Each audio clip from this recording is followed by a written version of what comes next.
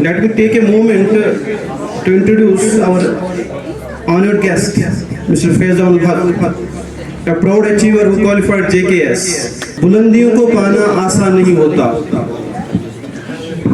बुलंदियों को पाना आसान नहीं होता, हर कामयाबी के पीछे एक लंबी कहानी होती है। तू शाहीन है, परवाज़ है काम तेरा, तू शाहीन है, परवाज़ है काम तेरा, तेरे सामने आसमां और भी है। औकाबे रूह जब बेदार होती है जवानों में, औकाबे रूह जब बेदार होती है जवानों में, नजर आती है उनको अपनी मंजिल आसमानों में। फैज़ान हक हमारे एक नेटिव विलेज जो हमारे बिल्कुल करीब है, शिवा जंगे से ताल्लुक रखते हैं और हाल ही में फर्स्ट अटेम्प्ट में उसने JKS क्वालिफाई किया है। और जब मैंने सुना कि उसको यहाँ पे आना है तो मैंने एक नेबर जो मेरा दोस्त है, मैंने उसको कॉल लगाई ताकि मैं जान पाऊँ कि कैसे मुमकिन हुआ, क्योंकि मैंने बोला ना हर एक कामयाबी के पीछे एक लंबी कहानी होती है। कामयाबी जब मिलती है तो दुनिया देखती है, लेकिन उसके पीछे की मेहनत दुनिया नहीं देखती। उसके पीछे कितनी मेहनत होती है वो उस बंदे को पता होती है जो करता है। तो फैज़ान हक ने 10th का एग्जाम पास करके नॉन मेडिकल में 12th का एग्जाम पास किया है। नॉन मेडिकल में जो मेरे पास डिटेल्स है, फैज़ान साहब विल करेक्ट मी। उसके बाद जामिया मिलिया गए, जामिया मिलिया इस्लामिया जो यूनिवर्सिटी है दिल्ली में, तो वहाँ पे उसने BA किया ज्योग्राफिया में और फिर मास्टर्स भी उसने वहाँ से ही किया है जामिया मिलिया में। और वहीं से उसने, आपको पता है, इसने नेट भी क्वालिफाई किया है, नेशनल एलिजिबिलिटी टेस्ट, और GRF भी क्वालिफाई किया, नेट भी क्वालिफाई किया है और GRF भी क्वालिफाई किया। और सबसे इम्पोर्टेंट जोशी सर ने भी बोला है, कामयाबी के पीछे जो मुझे समझ आया, कामयाबी के पीछे राज तो काबिलियत होती है, अल्लाह की मेहरबानी होती है, हार्ड वर्क तो होती है, लेकिन सबसे इंपॉर्टेंट होते गाइडेंस, काउंसलिंग। आपको पता नहीं है, आपको यूनिवर्सिटी में मैंने 4 साल दिए, 2-4 साल, वहां पे सबसे बड़ी आज जो बिल्डिंग बनाई जा रही है, जो बन गई है, वो है गाइडेंस एंड काउंसलिंग की। तो आज वो भी समझ रहे हैं कि बच्चा पढ़ लिख के उसको उससे ज्यादा जरूरत है गाइडेंस की।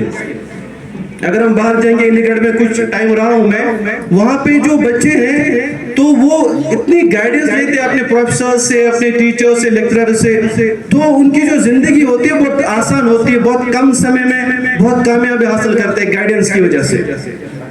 हम जो है, हम ये गाइडेंस जो है लैक कर रहे हैं, लेकिन खुशकिस्मती रही है फैज़ान हक की जिंदगी में, इसको अल्लाह ने गाइडेंस करने वाले रखे थे, तो इसलिए आज इसने ये मर्तबा हासिल किया अल्लाह के फजल से। तो विदाउट डिलेइंग एनी टाइम, ज्यादा बातें हम फैज़ान हक से ही सुनेंगे।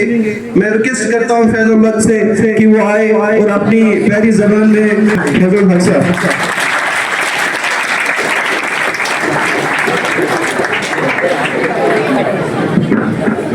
Respected Chairman sir, worthy principal, respected teachers, my dear students, अस्सलाम वालेकुम। जैसा अभी स्टेज से कहा गया मेरे बारे में, तो उन चीज़ों को छोड़ के पहले मैं कुछ और चीज़ें आपके साथ साझा करने वाला हूँ। मेरी जो स्कूलिंग हुई है वो डूरू से हुई है, और मैं कोई उतना मेरिटोरियस स्टूडेंट रहा नहीं हूँ स्कूल डेज में। एक एवरेज स्टूडेंट था, लेकिन एक इंक्विजिटिव माइंडसेट था मेरे ऊपर। मैं हर किसी चीज़ को क्वेश्चन करता था। तो ये एक चीज़ जो थी मेरी, इसने मुझे एक अलहदा पर्सनैलिटी बनाई। दूसरा चीज़ मैं ये समझता हूँ कि जो स्कूल में मेरिट को लेके बात चलती है कि किसी ने 500 में से 500 लाए, किसी ने 500 में से 490 लाए, तो जब हम आगे चलते हैं, जब हम हायर एजुकेशन में चले जाते हैं, कोई नीट करता है, कोई एकेडमिक्स में जाता है, तो वहाँ हम देखते हैं कि इसका कोई इम्पोर्टेंस नहीं रहता। तो जो बच्चा आप में नॉर्मल है, जिसके उतनी एकेडमिक एक्सीलेंस है नहीं यहाँ विद रिस्पेक्ट टू ग्रेड्स, तो उनको जो है हताश नहीं होना चाहिए। और जो तीसरी बात मैं आपको कहूँगा कि आप अभी यंग है और आप में सलाहियत है, तो आप में ये रुझान होना चाहिए कि आप एक साइंटिफिक टेम्पर डेवलप करें। आप सिर्फ रोड लर्निंग पे फोकस ना करें, आप क्वेश्चन करें, आप जो आपका करिकुलम है उससे बाहर चीजें देखें, आप जो आपके इर्द गिर्द आपके माहौल है, एनवायरनमेंट है, उसको देखें, अपनी जो नशोनुमा है वो बढ़ाएं, अपनी इंटेलेक्चुअल कैपेबिलिटी और कैपेसिटी जो है उसको देखें। तो ये मैं आपके साथ शेयर करने वाला था। और मुझे लगता है कि जो यहाँ असातिज़ा किराम है, एजाज साहब, उनसे मैंने काफ़ी पढ़ाई की है, उन्होंने पढ़ा। और ये शुरू से ही इनका एक अप्रोच रहता था कि ये काफ़ी इनक्विजिटिव थे। हम साइंस इनसे पढ़ते थे, इंग्लिश पढ़ते थे, तो बड़े हमारी खुशकिस्मती थी कि ये हमारे उस्ताद रहे हैं। तो इनका मैं तहे दिल से शुक्रिया अदा करता सर का। तो अब मैं अपनी जर्नी को लेके मैंने कैसे ये सिविल सर्विस अचीव किया, तो कुछ चीज़ें थी जो जब आप जर्नी में होते हैं तो आपको समझ में नहीं आती कि आपको कौन चीज़ें अलहदा करती है क्राउड से। तो कुछ चीज़ें ये थी कि पहला मेरे पास इंटेंट था, आपके पास इरादा होना चाहिए और अज़्म होना चाहिए कोई चीज़ करने का, चाहे आप सोशल सर्विस करें, चाहे आप नीट MBBS करें, इंजीनियरिंग करें, एकेडमिक्स में जाए या सिविल सर्विस में जाए। तो एक इंटेंट था मेरे पास। मैंने 12th नॉन मेडिकल से किया, तो मेरे कुछ चीज़ें समझ में नहीं आ रही थी फिजिक्स में या केमिस्ट्री में। तो मैंने घर वालों से कहा कि मेरा नहीं हो पाएगा इसमें, मैं इंजीनियरिंग के काबिल नहीं हूँ, मैं सोशल साइंस में जाऊँगा। और अल्लाह का बड़ा करम था कि मेरे घर पे जो मेरे सीनियर्स थे उन्होंने पढ़ाई की थी और वो मेरे जज्बात और एहसासात को वो समझे। तो उसके बाद जो है मैं जामिया मिलिया गया और ज्योग्राफी में मैंने अपना BA किया। और BA के दौरान जो चीज़ें मुझे अलहदा की बाकी लोगों से, वो ये थी कि मेरे पास डिस्ट्रैक्शंस कम थी। आपके पास भी डिस्ट्रैक्शंस कम होनी चाहिए। फॉर एग्जाम्पल आज मोबाइल फोन जो है ये सबसे बड़ी डिस्ट्रैक्शन बनी हुई है, क्योंकि जो हमारी जेन ज़ी वो लोग जो 2000 के बाद पैदा हुए, आप में से मैक्सिमम 2006, 7, 8 में पैदा हुए होंगे या कुछ उससे भी 10, 12। तो डिस्ट्रैक्शन बहुत ज़्यादा है फोन को लेके। रील कल्चर अब प्रमोट हो रहा है, तो कहीं ना कहीं उस रील कल्चर की वजह से जो बेसिक इंसान की जो नशोनुमा है वो कहीं ना कहीं जो है वो फिर उभर नहीं पाती। तो आपसे मैं यही गुजारिश करूंगा कि जो डिस्ट्रैक्शन है, मोबाइल फोन है या बिंज कल्चर है, आप आउटिंग करने जाते हैं, आप घर वालों के साथ जो है उनको तंग करते हैं कि ये आज मार्केट में नई ट्रेंड चल रही है, तो ये आप थोड़ा सा कम करें।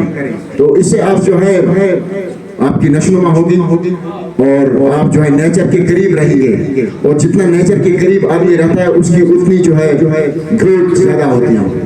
दूसरी चीज़ ये थी कि मैं सरल इन द सेंस कि मुझे पता थी कि मुझे ये चीज़ करनी है with respect to time management. तो टाइम मैनेजमेंट को लेके जो है बड़ी चिंताएं लोगों के पास रहती है कि कैसे करें, डिग्री और प्रिपरेशन को कैसे बैलेंस करें। तो उसके लिए आपको जो अपने आप को पहचानना पड़ेगा, क्योंकि हम मुसलमान हैं और हमारा कौल है कि मन अरफा नफ्सहु फक़द अरफा रब्बहु। जिसने अपने नफ्स को पहचाना उसने अपने रब को पहचाना। तो अपने नफ्स को आप पहचानिए। आप देखिए कि आप में लाइक्स और डिसलाइक्स क्या है। क्या आपको साइंस, अभी आपका जो स्टेज है वो अभी सेकेंडरी स्टेज और एलिमेंट्री स्टेज में होंगे आप, तो आप ये पहचानिए कि आपका जो इंटरेस्ट है वो किस एरिया में लाइक कर रहा है। मेरे साथ मेरे दोस्त सोहेल साहब हैं, तो ये IIT बॉम्बे से PhD कर रहे हैं, तो फिजिक्स में तो क्वांटम फील्ड आपने सुना होगा नाम, क्वांटम फिजिक्स।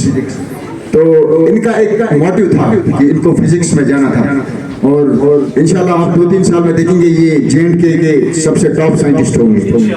और तो मैं यही कहूँगा कि आपको जो अपनी प्रायोरिटीज है अपने आप को पहचानना होगा कि आपका किस में मन लगता है, आपका एप्टीट्यूड कैसा है, मैथमेटिकल एप्टीट्यूड है या सोशल एप्टीट्यूड है। अगर आपका सोशल एप्टीट्यूड है तो उस पर आप जोर दे दीजिए, अगर आपका मैथमेटिकल एप्टीट्यूड है तो उस पर आप जोर दे दीजिए और अपने आप को जो है थोड़ा सा डिस्कवर करने की कोशिश करें, क्योंकि अब नए फील्ड्स आ रहे हैं, अब नई जो स्ट्रीम्स आ रही हैं। फॉर एग्जाम्पल अभी AI का बड़ा दौर चल रहा है, तो ये अपने आप को नीट और जो जेई उसी तक महदूद न रखे, बाकी भी जो कोर्सेज हैं यूनिवर्सिटीज में इंट्रोड्यूस हो रहे हैं, बाहर जाने की कोशिश कीजिए, अपने मुल्क को समझिए। मैं समझता हूँ कि बड़ा मिसकंसेप्शन है जो हिंदुस्तान बाहर के जो आउट ऑफ स्टेट लोगों के लिए, हमारे लिए, हम समझते हैं कि ये हमारे उस कद तक नहीं है, लेकिन वहाँ का जो वर्क मैंने देखा तो वो सबसे ज्यादा बेहतरीन था। तो यही कुछ कहूँगा कि अपने आप के जो है डिस्ट्रैक्शंस कम करिए, रील कल्चर में ज्यादा टाइम न गुजारिए। दूसरा, अपने आप को पहचानिए कि आप में कौन सा एरिया है जिसका जो आपका एरिया ऑफ इंटरेस्ट है। आपका अगर सोशल साइंस में मन लग रहा है तो आप बहुत आगे बढ़ सकते हैं, अगर आपका मैथमेटिक्स में मन लग रहा है तो बहुत आगे बढ़ सकते हैं, अगर आपका फिजिकल साइंस में मन लग रहा है तो there are multiple fields in which an individual can excel. We should not restrict ourselves to NEET and JEE. तो यही मेरा ज्यादा इसी पे जोर रहेगा। और तीसरी चीज, मैं चेयरमैन साहब से गुजारिश करूंगा कि यहाँ इनके लिए जो है न्यूज़पेपर जो नेशनल डेलीज उसका एहतमाम किया जाए, ताकि इनमें एक रीडिंग कल्चर डेवलप हो। इंशाल्लाह मुझे उम्मीद है कि ये लोग जो है ये फला फूला रहे यार, चमन मेरी उम्मीदों का, जिगर का खून दे देकर ये बूटे हमने पाले हैं। तो इसी के साथ मैं आपसे अलविदा चाहूंगा।